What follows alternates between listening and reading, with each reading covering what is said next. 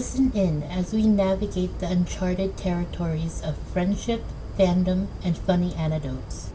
I think in the end, we work together because we understand now how each of our minds work. Yeah.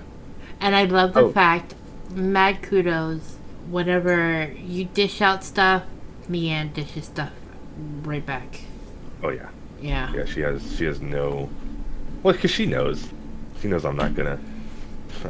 I'm friends with Sam. Like, you're not gonna. You gotta say a lot to get me to be like, whoa, okay, hold on. So yeah, no, she fucking she'll dish it out. She'll dish it out, but it's never too much. Like, she's always super nice about it. I'm like, you could go further. Roast each other. Yeah, we could. We really could. The Final Fantasy 14 expansion comes out July 2nd, right? And the collector's edition comes with a statue. It's like $250. And I linked it to Leanne. I was like, wow, look at this. This is really awesome. I'd love to get this. And she goes, yeah, we should get it. I was like, really? She goes, fuck no. I'm like, oh, okay. Well, you had me in the first half. It was like 200. She's like, it's $250 for a fucking tiny statue. I'm like, yeah, I know. She's like, what's the fucking normal version? I'm like, $60. She goes, yeah, that sounds reasonable. But yeah, she does shit like that. She just trolls the fuck out of me. That's awesome. Or, like we've been doing Mystic Mondays with my mom, and my mom calling me a cunt, and Leanne kind of feeding into that. And your mom is like, no. And I hope you remember who instigated that all. Was it Ryan? Yeah, it was Ryan. Yeah. It's always Ryan. It's always, and he's like, yeah. I don't know how you got it to where now John believes his mom called him a cunt. She didn't call me a cunt, but she didn't not call me a cunt. Yes, exactly, yeah. She didn't say, you're not a cunt, John. She just went, haha. Yeah, that's right. Heavily implying. I think it was like Leanne called him like a spoiled shit of a cunt. And then his mom's like, he's not a spoiled shit. But he didn't. And then but she didn't say you're not a cunt. Yeah, that's right. I'm the best kid she has, man. Like, I don't know what she's on about. Between me and AJ, we don't need to talk about the middle two. I do enjoy running with your mom, though. She's so funny because she has this laugh that is contagious. I hear it in my head, but I can't. If I try to mimic it, it'll just sound horrible. So I'm gonna spare everybody from it. But it is a specific laugh. That is just her. Yep. Yeah. If I walked into a room and heard people laughing, I would know. Yep, it's definitely her. She has a very specific one, which is, like, this is going to totally derail, but it is definitely weird with my mom running stuff, having an adult relationship with her, because of obviously my childhood. Not having a great relationship with either of my parents. And so it's been, because, like, Leanne was asking me, she's like, hey, are you, like, okay with hanging out with your mom so much? And I'm like, I'm 32, she's like 50, you know what I mean? Something like that. So it's like, at some point, I just like, she's gonna die eventually. And I would rather have a good relationship with her now than what I did as a kid, because I already downed one parent, 100%. Like, it doesn't forgive any of what she did or didn't do specifically. But I can't change it. And she's got a lot of issues with my brother and my sister. So if me having a decent relationship with her now is okay and it makes me feel a little bit better about everything, why not, right? Something that stuck out to me, the reason why I chose the same reason for you, is I read somewhere, heal because your children don't deserve a broken version of you. Yeah. So to me, yeah, crap happened in the past. That wasn't it's not my fault that I had that trauma, but it's my responsibility to figure out a way to make myself work, like function now, so I don't pass it down to my kids. Yeah, there's no point in passing down your trauma or your parents' trauma or your grandparents' trauma. It also helps that, like, and I'm sure your mom might be like this as well, but my mom now, like, for the kids, like, they're not technically her related grandkids, but she sends them $20, birthday, Christmas, you know what I mean? She's He let us Hands stay down. with her and stuff like that. She's been super nice and great to me as an adult. Mm-hmm. So, My mom, who was so strict, as a parent, she's just like, you have to think from their perspective. Like, she's using empathy. They're just kids. They want you to listen to their stories. I'm like, who the fuck is this person? Right? yeah, no, I know exactly. Yep. Or like, you're gonna tell me that after you told me as a kid, kids are better seen, not heard? Mm-hmm. Yeah. Yeah. Yep. And that's exactly, or my mom coming down with like blankets, making sure everybody's nice and warm and stuff. And I'm like, bitch, you made me sleep in a doghouse. Who the fuck are you? Yeah. Uh-huh. Crazy eyes. You're like, who are... Yeah. Like, Yeah. hugging people and stuff. And I'm like, what the fucking shit? Yeah. No, you're watching shit in slow motion. You're like, how the fuck did we get here? When did the aliens invade and take over Yeah, everybody? exactly. Yeah, I'm like, what'd you do with my mom? Yeah, My but mom would I stick feel you like... outside. Because my mom, she had me late, so she's already in her 70s. So, I just figured that she's trying, Yeah. right? She grew up with her own trauma too. Her parents, like her mother, was the same thing. Was really harsh on her. So that reflected to being really harsh on me. And I think for the most part, and you're not going to be in the doghouse for this, I think I'm doing better with our daughter. Oh yeah. I mean, like, we're cool with each other. Yeah, I don't think they're... I think the only trauma our kids are gonna have is that their parents are weird. You need to give them just enough of some Like- issues where they're interesting. You're not on OnlyFans, okay? Yeah. You're not that weird. Yeah, Because those kids are fucked. I know. But yeah, no, it's the same with like Yeah. my mom and stuff. All similar. Mm-hmm. So here's to generational... Generational trauma. Yeah, ending generational trauma. Yep. Yes. Because like my mom's, she was put up for adoption, adopted by her adopted parents. Mm-hmm. Her adopted dad was a cop, state trooper, and then his wife, after adopting my mom, died of cancer. So my mom never grew up with like a female figure in her life. Mm-hmm. She just had a state trooper dad. So, you know what I mean? That's got to be a lot to deal with. Yeah. I And imagine then- he had to be at work all the time too. Well, he retired shortly Okay. after that, and then he became like a private pilot. Mm-hmm. And then he did that for a few years, retired, and then I think he pretty much just hung out with my mom for most of her childhood. Mm-hmm. Until he started he started dating and stuff like that and got married eventually. But my mom was a grown adult by then.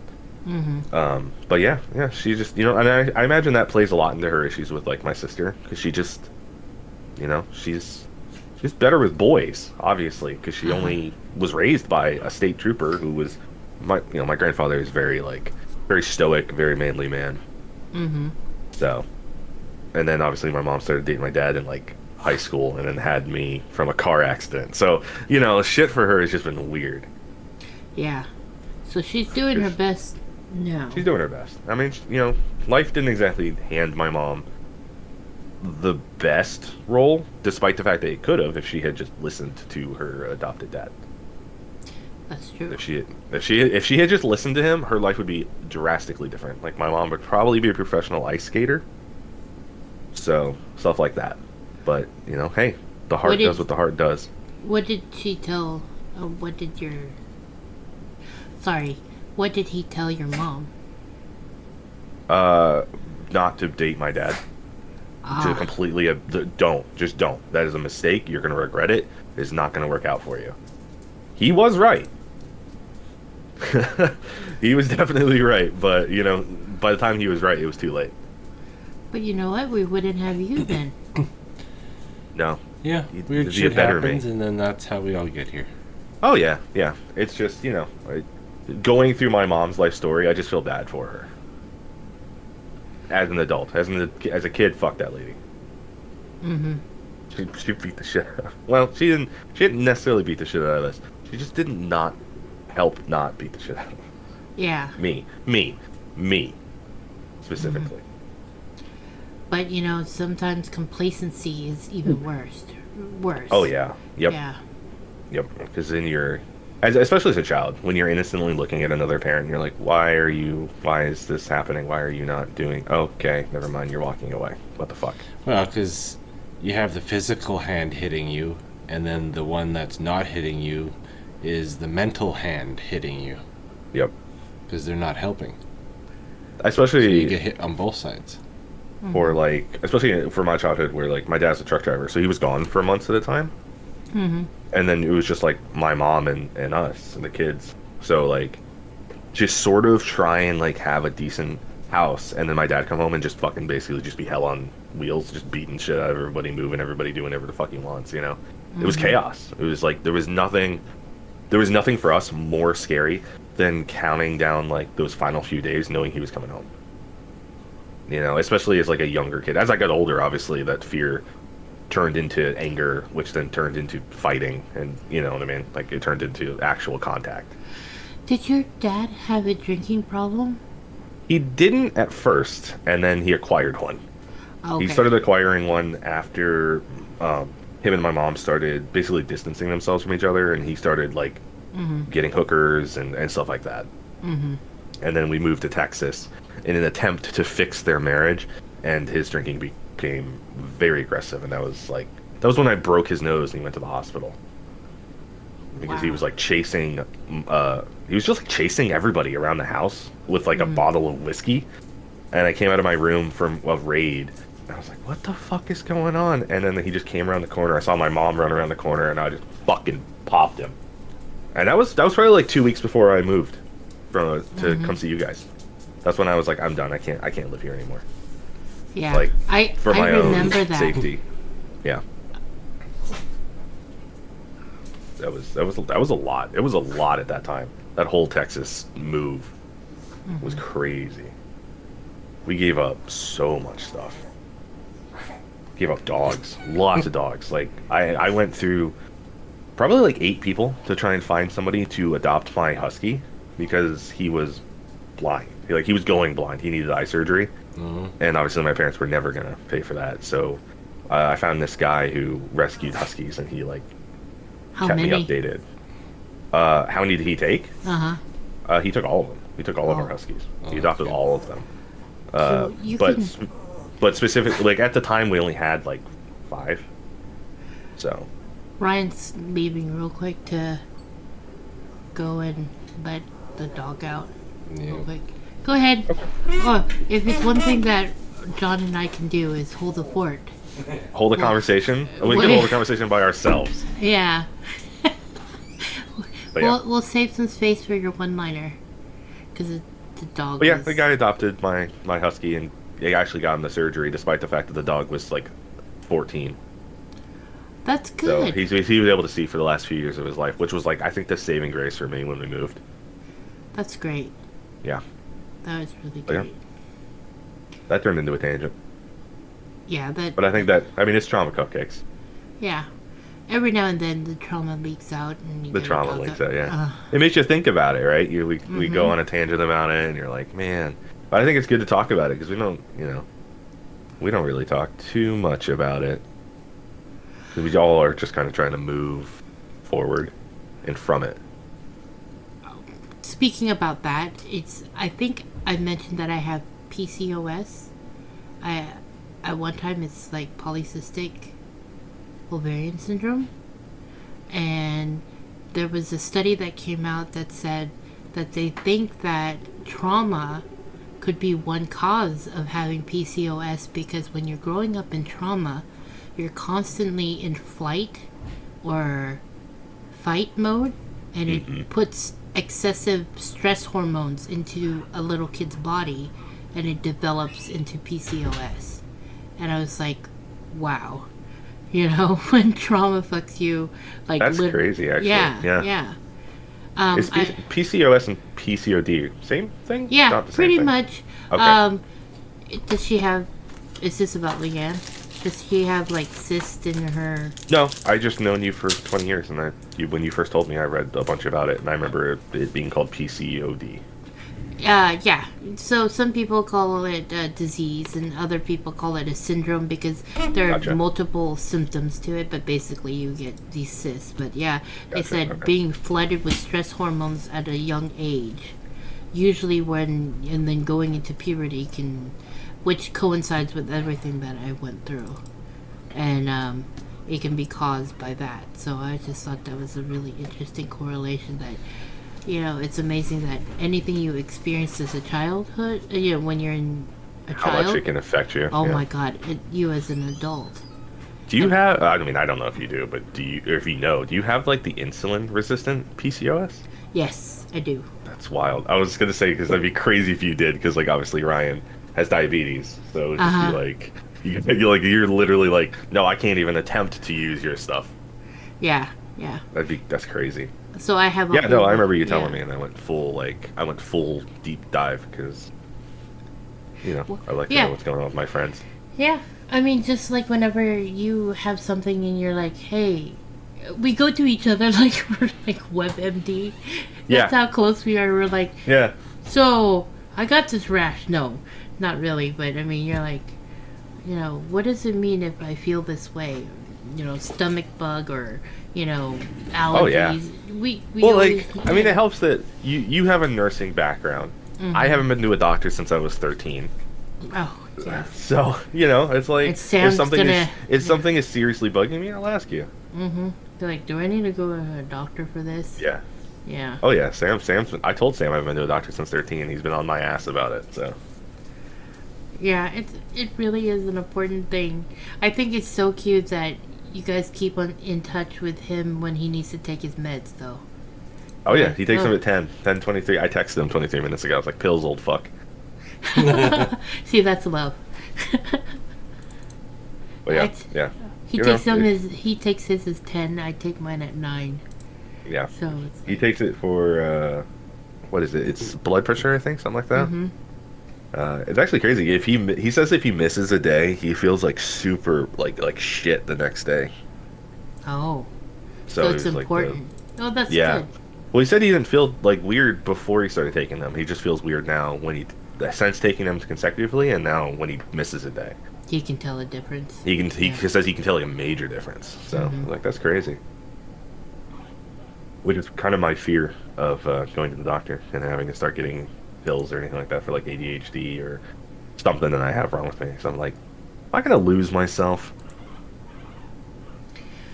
But a question, would you think that your guys' relationship with your fathers created a lot of what you deal with today? Because I know Ryan fortunately had a really great mom who was pretty supportive with him growing up. But like his dad, he had to walk on eggshells. And I wonder...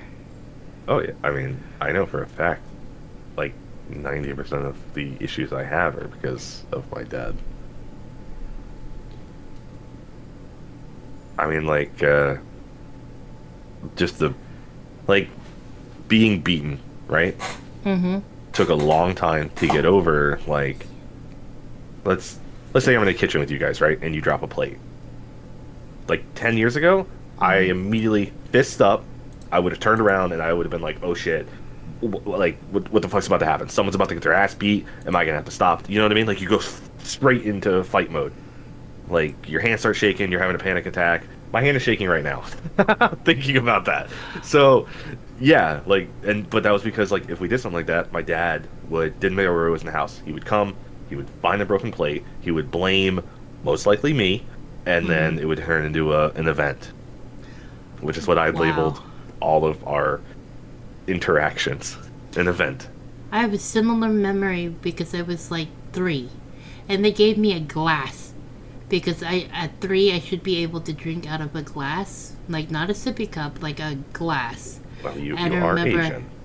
I dropped it, and I remember getting just slapped across the face, but it was actually my brother, which caused the biggest issue between me and my brother because he is put in the position of having to basically look after me, which shouldn't have fallen on him. You know how that is.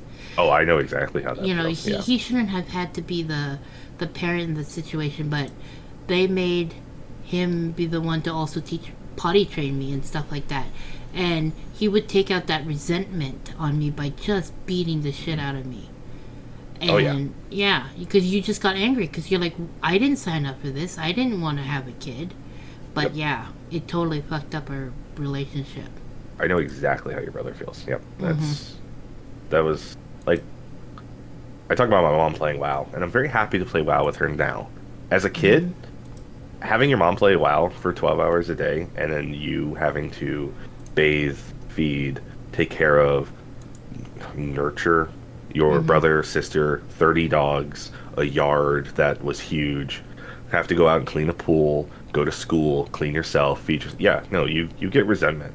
And I had that along, thankfully, it didn't go towards my brother and sister, but it did go towards my mom. So, no, I know how your brother feels, though, in that sense. How about you, Ryan, with your dad? Did you think it had any effect on you significantly anywhere, or did your mom help temper that? Yeah, she helped. It was mostly because my dad was a shift worker. When he got home for the 2 hours before having to go to bed and then go back to work, he didn't really want to have any real interaction. If I was too happy or too down, it would piss him off, and he would yell. Anytime that he decided to have, a 6-pack of beers when he got home because he just wanted that kind of, I guess, stress release, I couldn't interact with him at all. So most of the time, yeah, it was probably many months between any kind of neutral to positive interaction. So it was almost as if he was never there. And being a 12-hour shift worker, he was at work for 12 hours, come home 2 hours for food, shower, whatever, and then he'd be sleeping. So there was really no interaction there either. On his days off, he would sleep and kind of do the same kind of thing, but he would be present.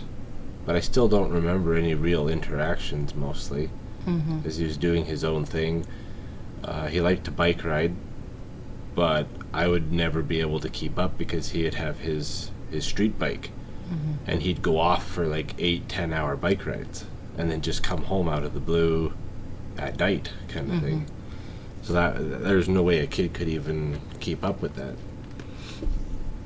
So it was kind of like nothing really physically abusive, probably more towards mentally.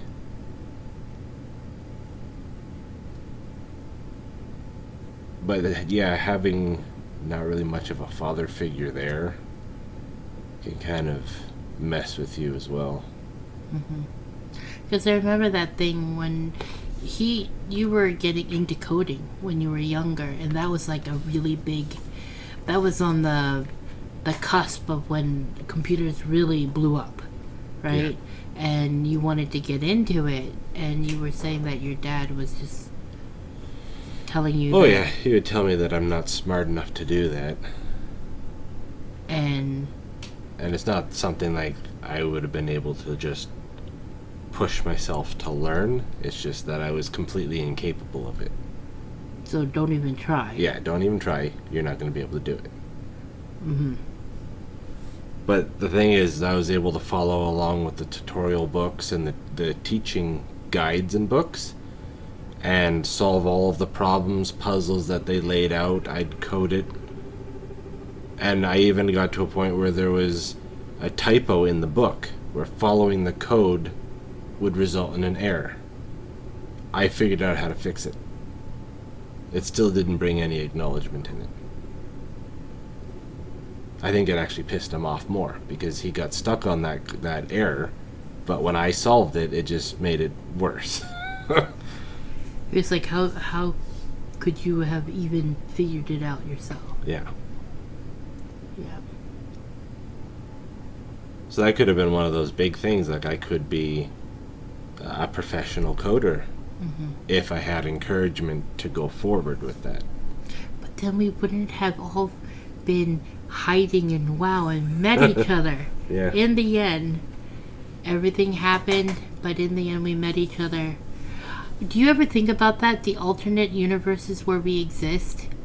If there's a thing, I'd like to think that we're in the one where we're all friends. I know it sounds very sentimental, but there's some universe out there where you are a coder and we never fell in love. And I'm just so happy we don't exist in that one. Or I never got to meet John and he's still stuck where he was. And that just breaks my heart to think about, so I'm just like, or all the variations where things were far worse. I had like a thought about that a couple of months ago, and I kind of went into like a panic attack. Yeah, isn't it weird? Like, yeah. Oh god, yeah, no.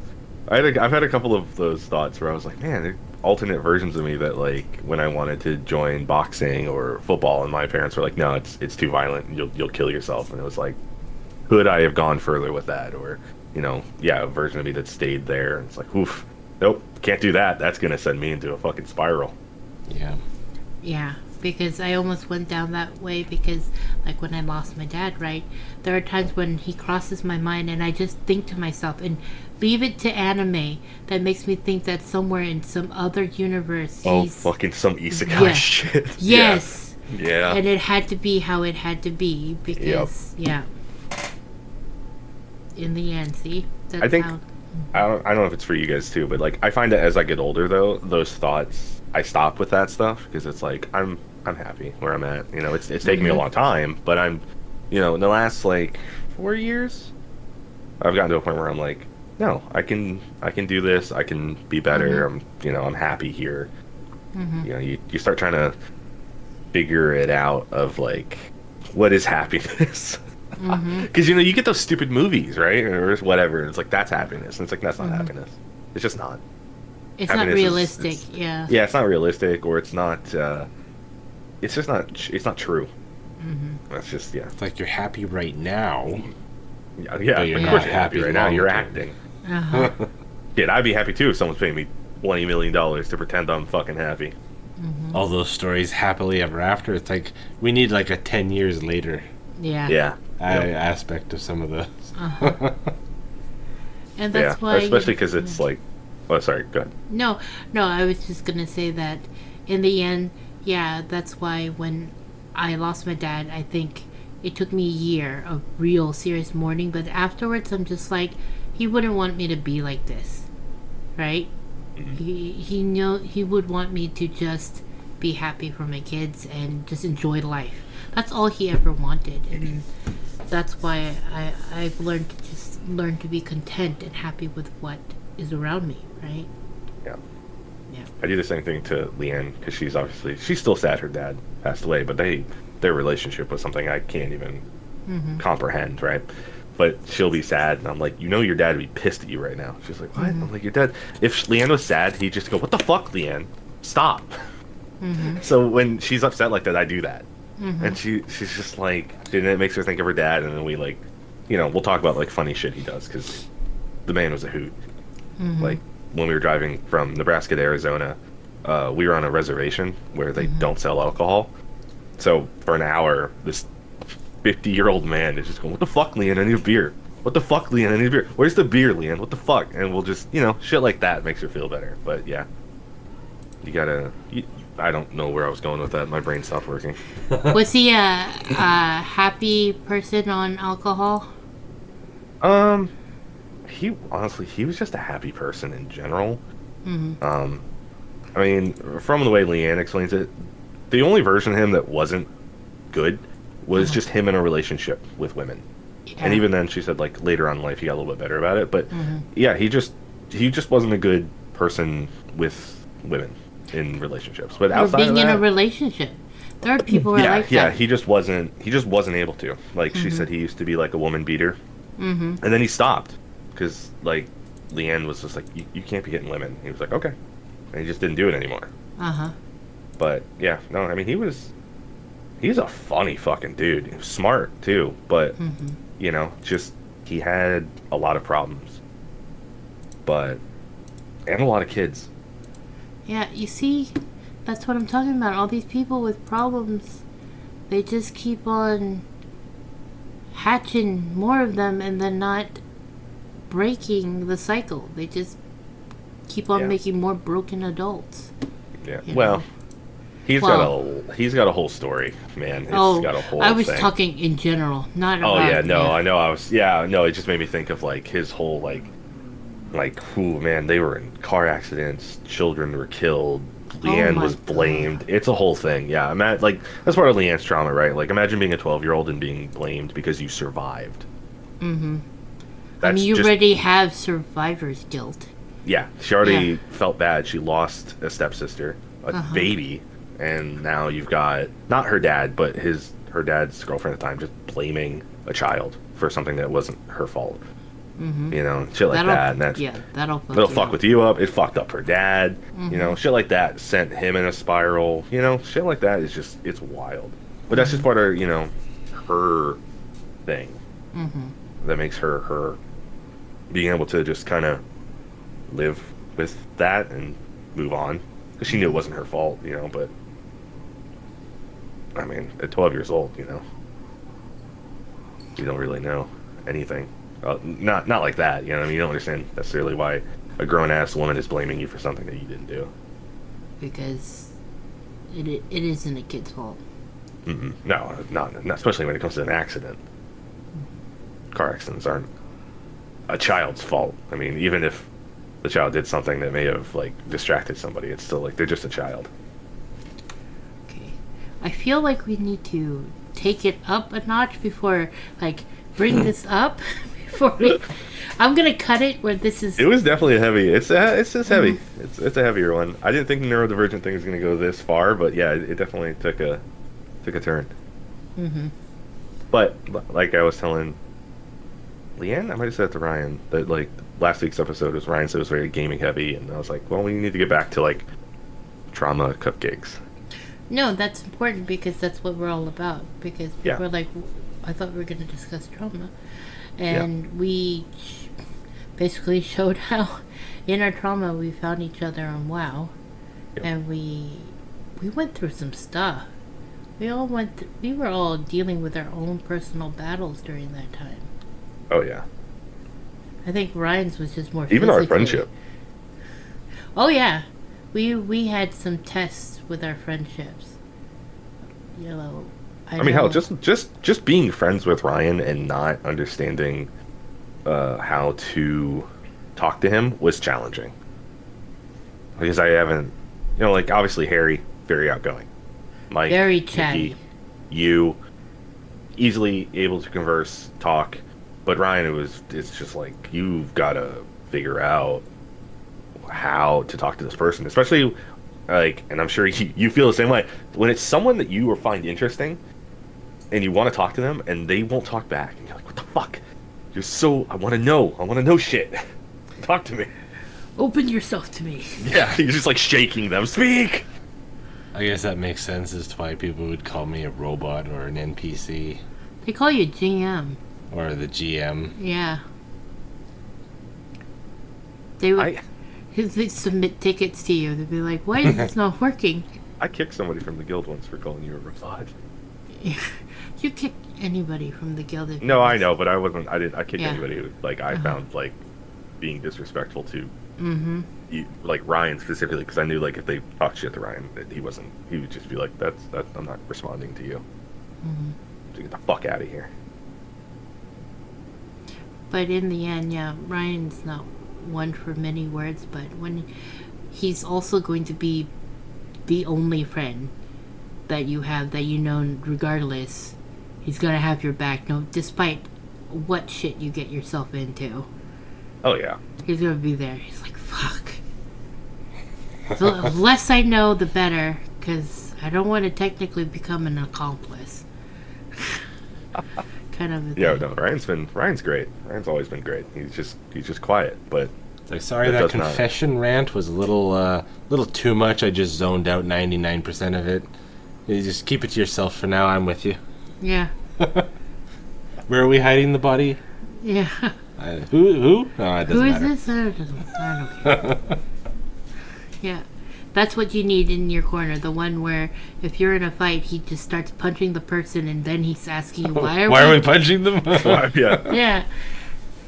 Yeah. That's right. that's exactly what you need. Yep. Who you would have when the shit hits the fan. You know, like if zombies were... Oh, wait. That Right. might be a sore subject. We won't talk about zombies and shit hitting the fan. I mean, The fan playing repair guy. in-game is different, Jonathan. I legitimately would actually raise a lot of concerns trying to bring Ryan in the zombie apocalypse because I'd be constantly worried about your diabetes. That'd be like our primary goal. yes, Dealing with your insulin. that's what I was talking about too. I mean, it sounds weird, but in one of my hyper-focus thing, I was like, I wonder if I could actually make insulin like they used to in the olden days. And then, which was created by Canadians who used a pancreas from a pig and then a centrifuge. I thought you were going to say maple syrup. No, that's gonna give you diabetes. I was just saying, I thought you were like, they diluted it. It's because I said Canadian, and the Yeah. second I say Canadian, all John hears is beaver, moose, and maple Maple syrup. syrup. And Yeah, hockey. I think, and Mounties, Oh yes, Mounties. because they got an awesome outfit. Moose Mountie Beaver syrup. Yeah, I saw a movie that started that way. but yeah, now I know what we would need if we needed to make. I know it's probably more difficult, but in the nitty gritty, we would have to get pancreas, preferably from pigs, unless things get morally gray.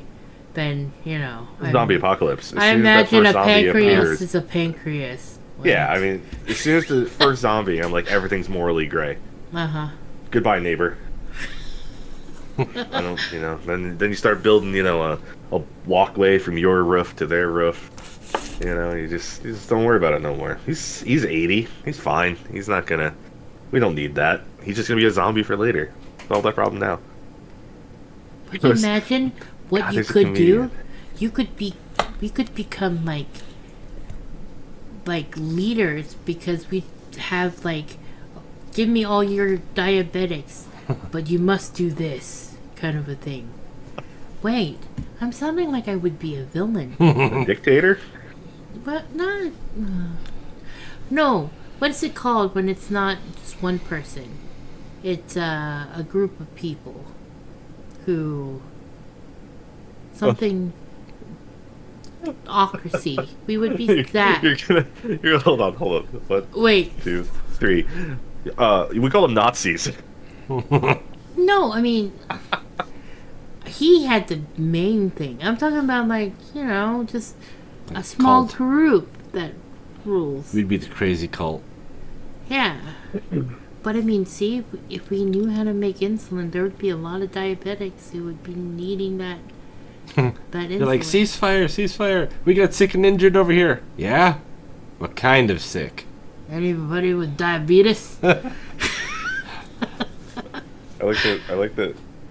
You said ceasefire. We have sick and injured. The moment I hear sick and or injured, keep firing. Yeah, see? So for the sake of everybody out there, you don't want a zombie apocalypse. Or you don't want to team up with us because... You can team up with us. Just don't be sick or injured. And be willing to do things for the sake of the group. Yeah. You're gonna need to lack empathy. If you want to be part of the wrecking crew, you're gonna need to... Oh yeah, no, that. Yeah. Yeah, no, we're definitely morally ambiguous. Then we gotta make sure to keep the blood pressure pills for Sam.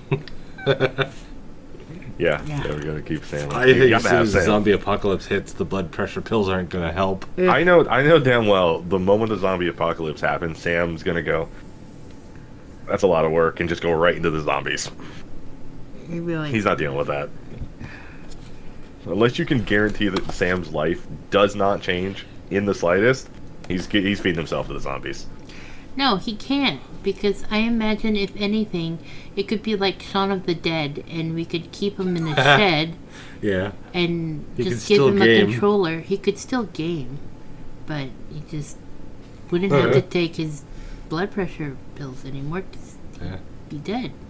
I mean, yeah, sure. It's just, hey, he could be hit or miss. He might be down. Yeah, depends. From what I on- know, he would definitely not be willing to deal with it. But Yeah. I don't know. We'll have to ask him. I'll have It would to. save a lot of time. Being a zombie, you don't have to take bathroom breaks or eat or sleep. You have to eat. You'd be like a 24-hour gamer. You constantly, well, I guess, yeah. Unless you're in Canada. Babies. Then I really think that would pose a problem because everything is gonna freeze. Yeah, he'd be a slow Yeah, I never gamer. understand that in zombie movies, right? Like, if you just go north or, well, I mean, you go super south enough, eventually everything's gonna get cold enough where, like, those zombies ain't gonna be moving for too much longer. That would be frozen. Yeah. But then that would be freaky too. You could do something cool with that because imagine with like climate change and the thaw, and if they could Yeah, they all reanimate start after that. springing out of the Yeah, that would be kind of half-melted snow. Yeah. You know it's Do you think they spring thaw, when the though, and be stink of alive zombie still? appears. Well, I guess it would depend if it was a virus that just went into a stasis. Wait, is this considered off the rails? Well, if it was like in a stasis where it's not, it's just hybrid. Well, okay, so we have, like, let's assume it's like the mushrooms in Last of Us, right? If that freezes, they're just gone, right? They can't come back. That's how it worked in the game. Some of them were just frozen and no longer alive. Yeah. Whatever is So- causing it dies, then the whole system dies. Okay. Is there not fungi that are? Ryan's That- the fun guy. Super So fun. are spores destroyed after a certain? Spores aren't, but the mushroom most Well, it's likely would cordyceps. be. Well, isn't actually, it? in The Cordyceps Last of Us, are they usually never tropical. they never show the, like, underground hive sections. You guys know what I'm talking about, right? Yeah. They never show any of those in a frozen environment. So I don't think we actually know what would happen to all of those spores and everything in a winter element. Yeah. Like, they, at least, like, the game never shows you. It doesn't go over it. But I would assume because the zombies freeze and die, the spores would freeze and die. Is assume they're cordyceps not. the one that takes over the ants? Yeah. Oh, okay. Yeah. Okay. So yeah. And that's mostly in more Tropical. warmer regions. Yeah. So I would But assume. like anything, we're not talking about like dark magic that'll animate them even when they're skeletons. If we're talking about more of a realistic type situation, the thing still would have to be living. It would be like a living dead. The person that was there is dead, but the body is still alive and is still hungering. It still needs to breathe, it needs to drink, it needs to eat. You remove any of that, it's dead. So it means in large situations, if a huge population goes zombie, if they don't eat each other because of some weird mechanism, then they're all going to starve out. So it's like waiting. So game. even if you wait it all out and they do eat each other, you're going to be left with one zombie that's fat. You know? Living- Oh, And then it's not even going to be a problem at that point. That comes down to the Rat King boss in The Last of Us Part 2. Yeah. That was a bunch of zombies meshed together. That one was kind of a threat. Yeah. But, it's... On a realistic sense, winter zones would probably be your safest bet. Because not much survives unless you can handle the cold. I mean, even nature designed for cold weather will still succumb to the cold temperatures. like our bees. Yeah, like our bees. Oh man, those poor bees. And you see so many dead animals on in the fields and in the side of the road just from the weather. Mm-hmm. So, I mean, zombies would be the same way. Yeah. Because they're going to be humans, and if they got infected in a home or in a building, they're not likely to have super thick winter gear. And then when they go outside, they're going to just freeze unless they're able to produce enough heat. Heat requires energy, meaning they're going to need to eat. Yeah. This was the perfect topic for Ryan. Yeah, as I start talking and ranting on. Yeah, it's great. So I guess we're safe. For the most part. With no higher cognitive function, they're not going to be driving around or riding bicycles, although that would be comical. See a skateboarding zombie chasing after you. That's a lot of balance for one zombie. Yeah. But yeah. Okay, so we might have gone off a little bit, but... Well, now I'm thinking of those zombies that, like, run really fast. Because they're running fast, they generate heat, so they would probably last longer in, like, the snow. Because technically they're warming themselves. But with increased metabolism means increased need for energy consumption. Yeah, so they could burn themselves out even faster. Mm-hmm. So eventually they'll come to a point of a balance between survivors and zombies. Oh. Okay. Well, then we're safe, because for the most part, I mean, I've lived in the southern U.S., and I've lived in Canada, and people in Canada are, like, uber nice. Like, super nice. So, I think... But you know what? Put them in a situation... Oh, nope, never mind. World War II. The Geneva Convention. Oh my god, yeah, no. Reading about Canada and World War II is like fucking nightmare fuel. So never scratch that. I'm like, yeah, no. You're like, they did what? The fuck? Especially when you go through over some of the rules of warfare, and you're like, oh, okay. Mm-hmm. Why does that one exist? And then it's just a fucking Wikipedia page straight to Canada. You're like, that's a weird connection. Yeah. Apparently, Canadians were ruthless with a bayonet. War rules of engagement and everything was developed because Canada. Like the it turns out if you stick a buckets. It turns out if you stick a bunch of Canadians inside their houses for a few icy months and then you let them free in another country, they got some shit to work through. Yeah, they got some pent up. That's crazy. Especially your guys as snipers. Holy crap! You guys stopped getting invited, didn't you? Because you kept winning. Yeah, pretty much. It's so crazy on record, right? I think they have a Canadian on record for the longest sniper shot. Yeah. Yep. But some people have sworn that same sniper had made longer shots, but it wasn't like on record, so they couldn't count that. So that's nuts. Jesus. Mm-hmm. Yeah, I was talking about the what was it? Is it the I don't know if it's like the world or the U.S. military like games where they used to have like sniper games and they would invite Canada and then Canada won like 4 years in a row and you guys stopped getting invited. And you're like, no, you guys can't come. Yeah, and they're like, okay, look, we get it, okay, you fucking sweaty snipers. But, goddamn tryhards over here. I don't think I can cool. see the reels anymore. I don't remember, but I love the wait, I gotta say this though. I love the tip that they said that there were snipers who would chew on the snow. Oh yeah. So you couldn't see their breath. Yeah. Oh, that's hardcore shit right there. I'm like, that's so awesome.